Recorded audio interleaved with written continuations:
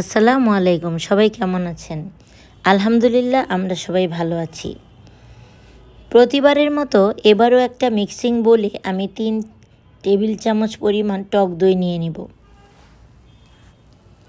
দিয়ে দিব 1/4 টেবিল চামচ বেকিং সোডা আর দিয়ে দিব হাফ চা চামচ পরিমাণ বেকিং পাউডার। দিয়ে দিব 2 টেবিল চামচ পরিমাণ কোকো পাউডার।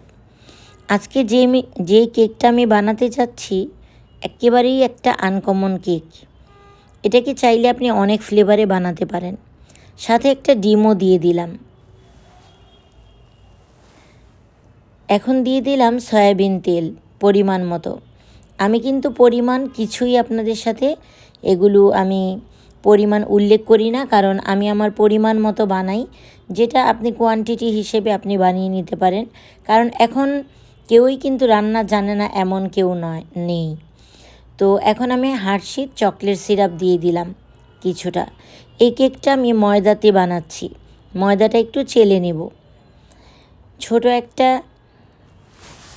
স্ট্রেনারে আমি ময়দাটা চেলে নিলাম। তো যাই হোক, যতটুকু ময়দা লাগবে আমি ততটুকু না দিয়ে অল্প অল্প করেই ময়দা মেশাচ্ছি। এখন আমি এটাকে ভালো করে পেস্ট তৈরি করে নেব। আমি কিন্তু চিনি দিতে ভুলে গিয়েছিলাম, এখন আমি চিনি দিয়ে দিলাম, কারণ এটা আমি বানাচ্ছি মিষ্টির কেক। মিষ্টি দিয়ে কেক বানাবো। দিয়ে দিলাম অল্প একটু পানি এবং 2 চা চামচ পরিমাণ গুঁড়ো দুধ।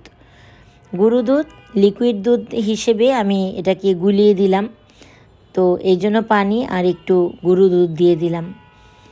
আবার একটু ময়দা অ্যাড করলাম। একেবারে ময়দা অনেকগুলো অ্যাড না করে অল্প অল্প পরিমাণ করে আমি নর্মাল একটা কেকের ব্যাটার বানিয়ে নিলাম। এখন আমি এটাতে দিয়ে দিলাম অল্প পরিমাণে ভ্যানিলা এসেন্স। ভ্যানিলা এসেন্স দেওয়াতে এটার একটা চকলেটি স্মেল আসবে। এই মিষ্টিগুলো দিয়ে আমি কেকটা বানাবো। এই কেকটা আমি ফেসবুকে অনলাইনে আমি দেখেছিলাম কেকটা বানাতে, তো আমি বাসায় আর ট্রাই করিনি। আজকে প্রথম ট্রাই করছি, সাথে আপনাদের সাথেও শেয়ার করলাম। তো কিছু পরিমাণ ব্যাটার দিয়ে আমি কেকের মোলটাকে একটু ছড়িয়ে নেব। ছড়িয়ে নিয়ে একটু ট্যাপ করে নেব। তারপর মিষ্টিগুলোকে এভাবে সাজিয়ে দেব। এটা চাইলে আপনি মাফিন কেকও বানাতে পারেন। ছোট ছোট মিষ্টি দিয়ে মাফিন কেক হিসেবে সিঙ্গেলও বানাতে পারেন। আমি একটা কেকই বানালাম।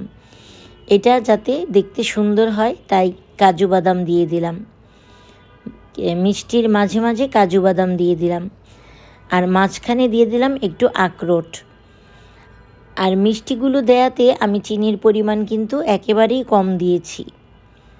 এটা যদি আপনি সুগার পেশেন্ট হন বা ডায়েটে থাকেন, চাইলে চিনি ছাড়াও কেকটা বানাতে পারেন, যেহেতু মিষ্টি তো মাঝে আছেই। তো এই যে দেখতে পাচ্ছেন বেকিং করার পরে হয়ে গেল মিষ্টির কেক। এই যে আমার মেজো বোন এসেছে বেড়াতে, তাকে খাওয়ালাম, টেস্ট করালাম। সে কিন্তু অনেক প্রশংসা করেছে, কিন্তু তার প্রশংসাটা আমিই করে দিলাম। খুব মজা হয়েছে সে বলছে, এবং সে বলতে খুব লজ্জা পাচ্ছিল, তাই তার কথাগুলো আমিই বলে দিলাম। তো কেকটা খেতে অসম্ভব মজা হয়। আপনি চাইলে গোলাপজাম, রসগোল্লা একটু ছোট সাইজের না হলে যদি কেটে দিতে পারেন কেটেও দিতে পারেন। আর সবচেয়ে বেশি ভালো হয় এটা যদি আপনি ছোট ছোট মাফিন কেকের মোল্ডে বানান। এই যে দেখতে পাচ্ছেন ভিতরের মিষ্টিটা, একটা পিসের মধ্যে একটা মিষ্টি কিন্তু ছিল। কেটে কেটে মিষ্টি সহ কেকটা খেতে কি দারুণই না লাগে। চকলেটের জায়গায় আপনি কোনো ফ্রুট দিয়েও এটা কেকটা বানাতে পারেন, তাহলে সেটাও খেতে মজা হবে। তা আজকে এ পর্যন্তই। দেখা হবে আবার নতুন কোনো রেসিপি নিয়ে। সে পর্যন্ত আল্লাহ হাফেজ।